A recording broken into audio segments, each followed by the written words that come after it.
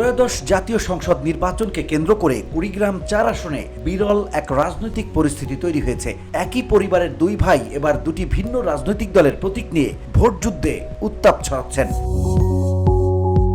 বাংলাদেশ জাতীয়তাবাদী দল বিএনপি থেকে আলহাজ আজিজুর রহমান আনুষ্ঠানিকভাবে মনোনয়ন পেয়েছেন এবং ধানের শীষ প্রতীক নিয়ে নির্বাচনে লড়বেন। অন্যদিকে তার ভাই মোস্তাফিজুর রহমান মোস্তাক বাংলাদেশ জামায়াত ইসলামীর প্রার্থী হিসেবে দাঁড়িপাল্লা প্রতীক নিয়ে মাঠে নেমেছেন।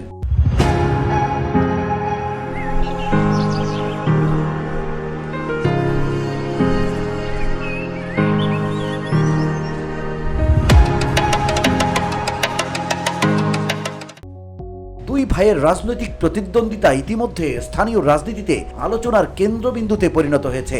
বিশেষত বিএনপি জামাতের ঐতিহ্যগত ভোটভিত্তি থাকা এ আসনে পারিবারিকভাবে দুই দিকে বিভক্ত হওয়ায় নির্বাচনের সমীকরণে নতুন মাত্রা যোগ হয়েছে। বিএনপি মনোনীত প্রার্থী আজিজুর রহমান বলেন, আমি 2018 সালে নির্বাচন করেছি, তখন আমার ভাই আমার কর্মী ছিল, এখন জামায়াতের প্রার্থী। তবে আমার বংশের সব চাচাতো ভাইয়েরা আমার পক্ষে, আমার দলীয় ভাইয়েরাও আমার পক্ষে। যেহেতু আমার চেয়ারম্যান নির্বাচন করার অভিজ্ঞতা রয়েছে, সুতরাং জামায়াত ইসলামী আমার ভাইকে প্রার্থী বানিয়ে কোনো প্রকার ফায়দা নিতে পারবে না, আমি জিতবই। জামায়াতের প্রার্থী মোস্তাফিজুর রহমান মোস্তাক বলেন, আমার ভাই বিএনপির প্রার্থী, তাতে ভোটে কোনো প্রভাব পড়বে না। আমার কয়েকজন চাচাতো ভাই নির্বাচনে নীরব থাকবে, কোনো দিকেই যাবে না, কোনো দিকে গেলে আমার দিকেই আসবে।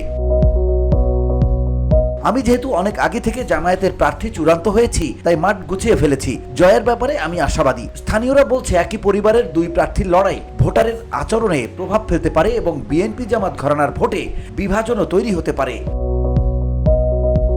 VOD Bangla news desk.